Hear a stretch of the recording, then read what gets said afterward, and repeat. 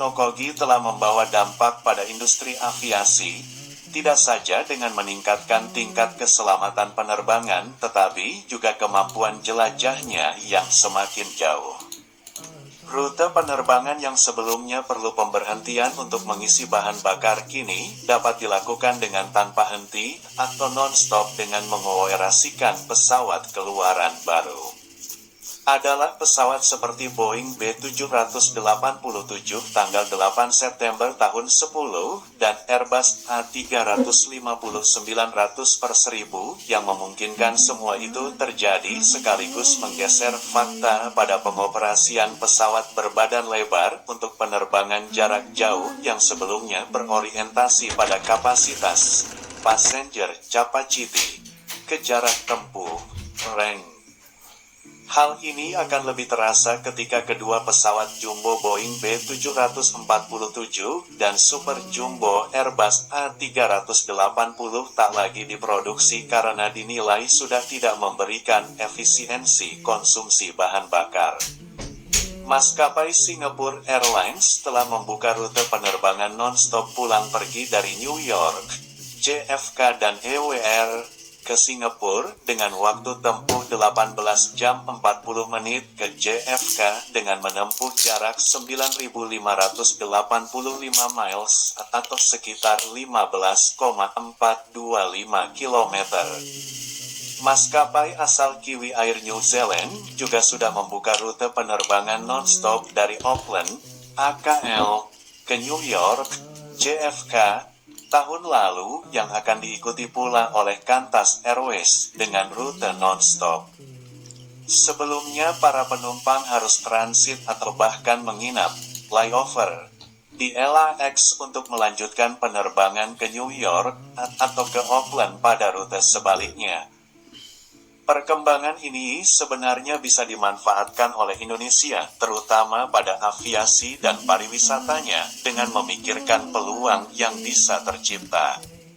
Pertama, kita dapat membangun bandara yang menjadi hub maskapai untuk menghubungkan pesisir barat Amerika Utara dan Selatan dengan kawasan Asia dan Pasifik, utamanya destinasi wisata di bagian tengah dan timur Indonesia yang sebelumnya tak tersentuh dengan penerbangan dari benua Amerika. Bandara yang menjadi hub tersebut bisa di Kepulauan Morotai yang letaknya sangat strategis di utara Indonesia dan dekat dengan negara-negara lain di Asia. Nantinya kita akan menjadi hub di bagian timur menyaingi Singapura di bagian barat. Morotai dengan potensi pariwisata dan juga lokasinya dapat dikembangkan seperti Singapura baik sebagai hub penerbangan maupun sebagai hub perdagangan antara kawasan Amerika dan Asia Pasifik, APAC. Mengapa harus Morotai? Mari kita mulai dengan memahami bahwa meskipun pesawat memiliki daya tempuh super jauh, namun para maskapai masih perlu memikirkan mengenai kapasitas bahan bakarnya yang tidak hanya untuk mencukupi rute penerbangannya saja, tetapi juga untuk mengantisipasi segala kondisi. Kondisi tersebut bisa berupa kondisi di mana pesawat harus mengalihkan penerbangan ke bandara lain akibat kerusakan atau kondisi cuaca yang dalam penerbangan ultra long perlu diperhatikan. Kita mungkin masih mengingat ada sebuah maskapai asal Australia yang karena kurang melengkapi perizinan terbangnya dari Melbourne ke Denpasar terpaksa harus kembali ke Melbourne. Oleh karenanya pesawat perlu memikirkan besarnya cadangan bahan bakar. Bila pesawat tersebut tidak memiliki persediaan cadangan bahan bakar, mungkin pesawat perlu melakukan pendaratan di sebuah bandara untuk mengisi bahan bakar yang berarti pula biaya tambahan bagi maskapai. Dalam penerbangan ke arah timur, eastbound flight mungkin tidak menjadi masalah karena adanya jet stream baik polar jet streamnya maupun subtropical jet streamnya yang dapat mempersingkat waktu tempuh dan konsumsi bahan bakar pesawat. Akan tetapi tidak berlaku dalam penerbangan sebaliknya ke arah barat, westbound, atau tepatnya dari kawasan pesisir barat Amerika ke Asia bisa memakan waktu lebih lama. Inilah sebabnya kenapa maskapai Qantas dikabarkan tengah memikirkan untuk memasang tangki tambahan untuk pesawat yang akan melayani penerbangan non-stop ke New York.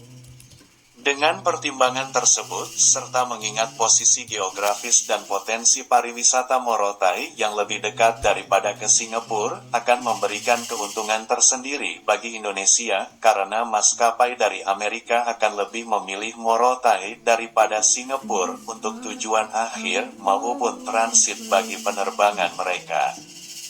Dari Morotai, semua para pelaku perjalanan bisa melanjutkan ke berbagai destinasi di kawasan ABAC, serta utamanya destinasi wisata di Indonesia seperti Labuan Bajo dan Raja Ampat.